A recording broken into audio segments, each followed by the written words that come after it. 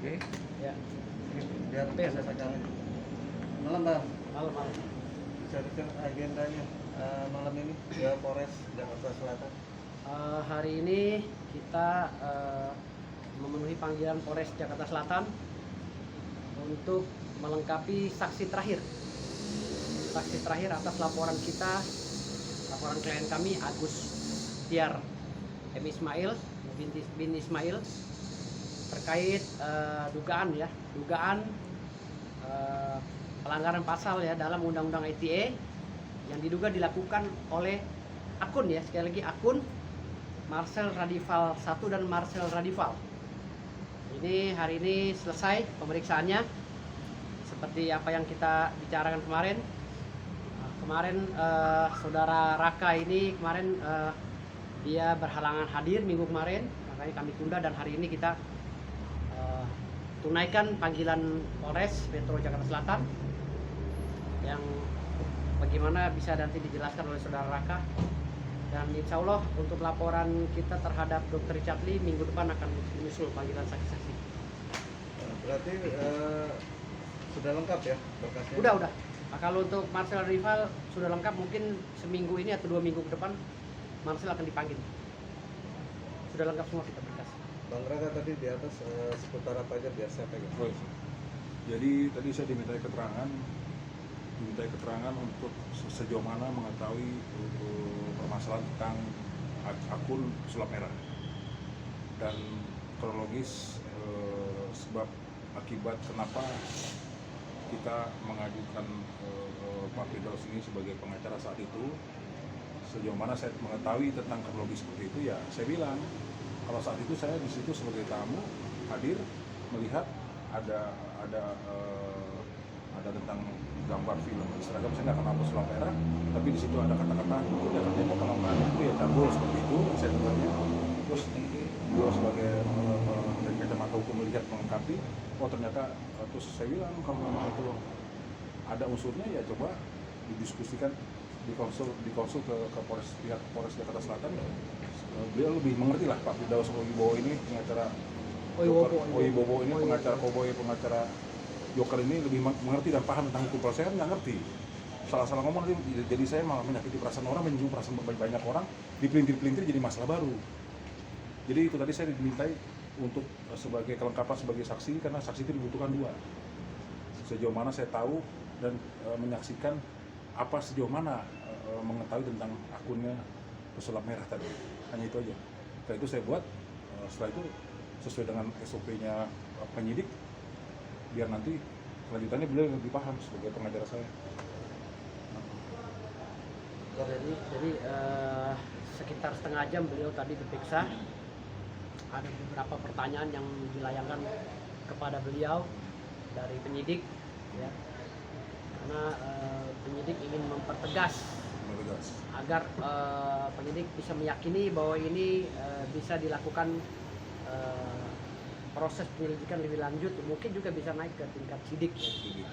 Maka dari itu hari ini kita melengkapi saksi-saksi terakhir ya, dengan beberapa saksi-saksi sebelumnya, dan barang bukti dan alat bukti juga kita lampirkan ke pihak penyidik.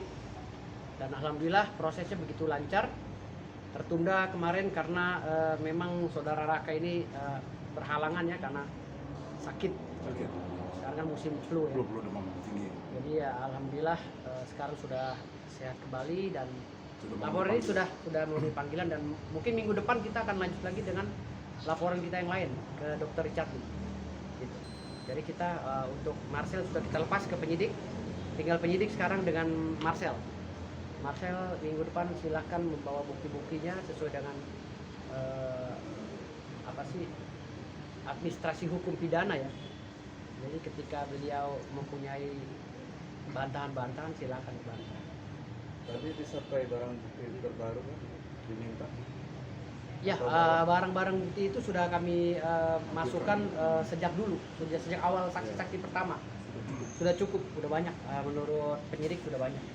Jadi Marcel juga melakukan ini kan tidak sekali, dengan tempos yang berbeda, ya, tempos yang berbeda, lokus yang berbeda, dia mengatakan hal yang sama dan menegaskan, bahkan mungkin bisa memastikan bahwa dukun itu kalau nggak cabul ya penipu. Jadi tidak ada bahasa Oknum. diduga atau oknum. Bahasa oknum. Jadi karena berulang-ulang itulah makanya keyakinan saya bahwa penyidik mempunyai keyakinan juga untuk menaikkan kasus ini ke tingkat sidik. Karena keyakinan itu. Bu Sirvan sebagai saksi pertama atau Kalau saya Kalau beliau enggak dampingi saudara. dampingi saudara saja. Karena beliau lah wakil ketua umum TPHD. Kan saya wakil ketua umum TPHD Pusat. pusat. Bang, ini kemarin kan juga banyak nih abang, ada banyak yang berbalik ngelaporin abang nih. Kemarin juga terakhir itu mahasiswa, gimana bang tanggapannya bang terkait laporan? Iya nggak apa-apa, Iya. nggak ada masalah. Lapor-laporan itu nggak ada masalah. Kan saya juga melaporkan mereka. Jadi saya juga rencana akan melaporkan beberapa orang yang telah melaporkan saya juga. Saya lihat tuh ada dari Madura kan, itu juga akan saya laporkan. Jadi saya akan lapor balik juga. Atas dasar apa bang laporannya? Ya laporan palsu lah. Kan saya sedang menangani kasus. Itu kerjaan saya, profesi saya yang tidak boleh orang masuki. Saya sedang melakukan hak jawab sesuai dengan kuasa substitusi dari klien saya. Jelas di situ terpampang dituliskan bahwa saya mempunyai hak jawab untuk melakukan pembelaan terhadap klien saya yang sedang dibully oleh netizen, yang sedang dihakimi oleh netizen, yang sedang dihakimi oleh rombongan si Marcel ini kan gitu. Artinya itu sudah secara substitusi saya diberikan dan tidak ada alasan lagi orang-orang itu mau masuk ke dalam ranah itu, ya. Jadi jangan coba-coba, saya bilang orang-orang itu jangan coba-coba masuk, apalagi berkaitan dengan ajas nebis in idem. Laporannya sama, dengan perkara yang sama, dengan pasal yang sama, dengan peristiwa hukum yang sama, itu nebis in idem, nggak bisa dilaporkan dengan walaupun jutaan manusia, tapi kalau pasalnya sama, objeknya sama, perkaranya sama, masalahnya sama, mohon maaf, itu nyari penyakit. Makanya saya bilang, ini akan saya laporkan lagi beberapa orang. Ya, saya lagi mencari, saya lagi koordinasi dengan tim saya di Madura sana. Saya sudah telepon anggota saya di Madura. Cari, ini siapa yang melaporkan saya? Lihat nomor laporannya mana. Itu akan saya lapor balik. Siapapun, mau siapapun, saya nggak peduli. Karena dibilang menistakan agama, mohon maaf, saya sangat mencintai agama saya, agama Islam. Terlebih Nabi saya, Nabi Muhammad SAW. Saya mencintai Allah Subhanahu Wa Taala, mencintai agama saya. Bahkan saking cintanya, ketika Nabi Muhammad SAW dihina oleh pendeta murtad Saifuddin Ibrahim, saya melaporkan duluan sampai dia jadi tersangka. Itu bukti kecintaan saya kepada Islam. Artinya, ketika saya berbicara, ya, bahwa orang yang tidak mempercayai adanya dukun itu syahadatnya bisa batal atau batal, itu menurut penafsiran saya. Itu yang ada di ilmu pengetahuan saya terkait dengan agama Islam. Jadi tidak boleh orang masuk dalam ranah itu. Itu keterbatasan saya dalam menafsirkan agama Islam. Jadi ketika ada kiai, ada asatid, ada mahasiswa yang mengerti tentang Islam, ajari saya di mana letak kesalahan saya. Jangan langsung justifikasi, apalagi memprovokasi untuk menangkap saya lah ini itu. Makanya mahasiswa kemarin itu mengaku akan menurunkan ribuan mahasiswa katanya. Ternyata yang datang cuma 2 gelintir, 2 ekor ke Polda Metro Jaya dengan laporan yang sama dengan Acong Latif. Nah, inilah yang saya bilang tadi di sini, saya tidak akan segan-segan. Saya sedang utus anggota saya ke Madura. Anggota saya kan ada di Jawa Timur, ya, di Madura juga ada, di Bangkalan, di mana, semua saya suruh selidiki. Ini pemuka agama yang ngaku-ngaku membela Islam nih siapa? Kalau laporannya sudah saya ketemukan, saya lapor balik. Jadi jangan bawa-bawa pemuka agama di sini. Gitu.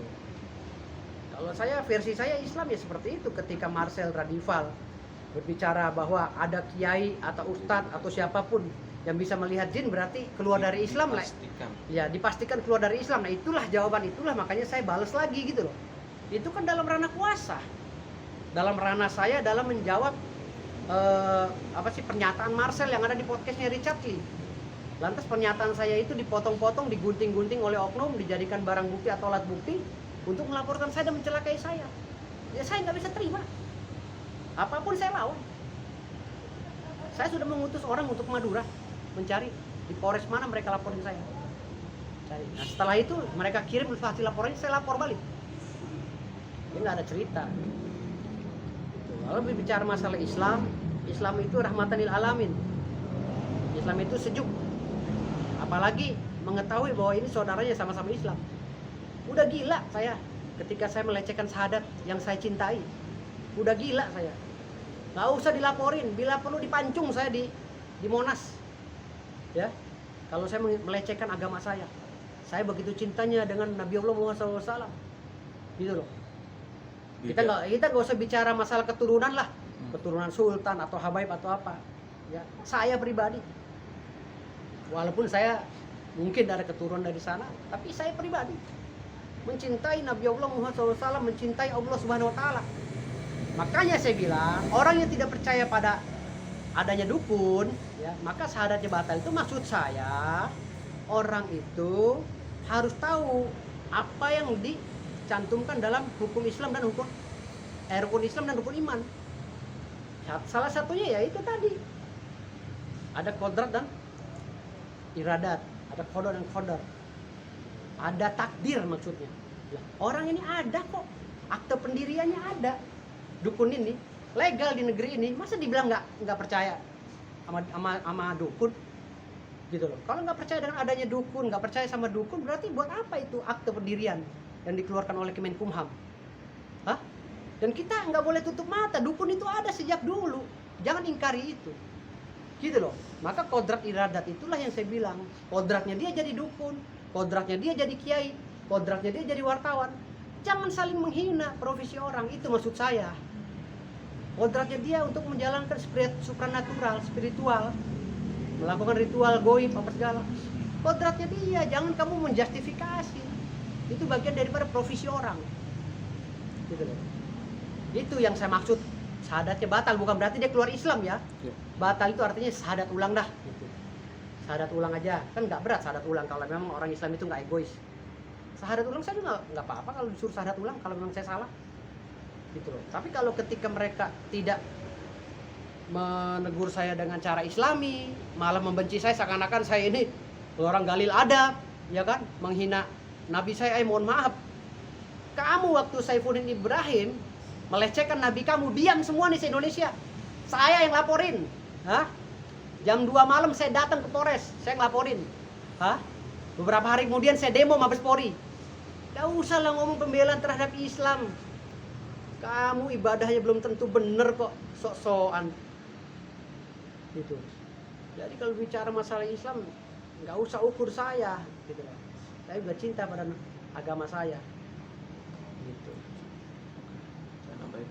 Boleh. Jadi kalau kita ukur secara neraca kebenaran ya, Kopinya mana, Bu? ganti style. Iya. Kali-kali ya. Gus Irfan Taulani ya. Generasi muda.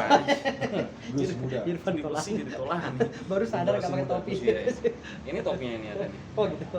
Di Shopee banyak sekarang kayak gini. Oh gitu, takut ditiru ya. Dipalsuin gitu. Tahu ya. Gus Irfan Jadi Taulani. gini, kalau kita bilang neraca permasalahan, harusnya kan taruhlah ini masalah kontroversi. Harusnya walaupun tabayin sama beliau apa yang dimaksudkan beliau kan gitu.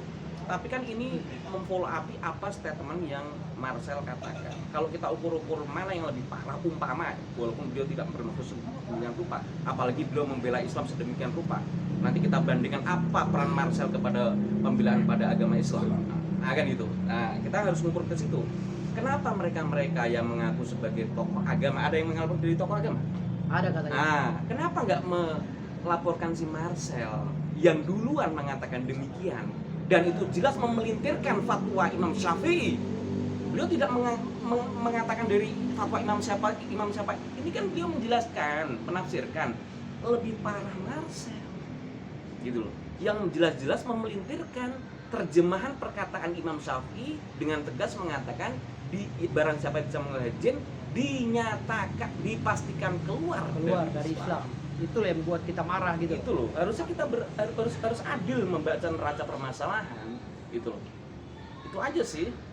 Coba kenapa mereka nggak ngelaporin Marcel yang kita sudah laporkan? Kenapa malah saya sebagai subjek dari perkara itu ada apa nggak ini dilapor? kan Ada gitu? apa? Terlalu tendensius gitu loh. Gitu. Kalau memang mau bela Islam jangan setengah-setengah, laporkan Marcel.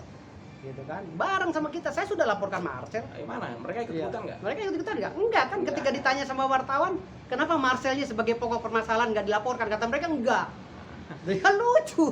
Padahal ada lebih parah lagi, Azimat pun juga diremehkan, Diremehkan diperhinakan, Debus diremehkan Gitu oleh loh. Marcel dan Dr. Richard Lee. Apa Itu ini? diduga diremehkan ya. Ini banyak gitu.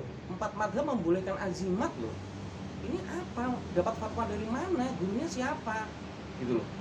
Baru-baru ini gurunya meralat omongannya. Iya, Gitu makanya. loh. Berarti tidak menutup kemungkinan laporan-laporan itu akan dicabut juga.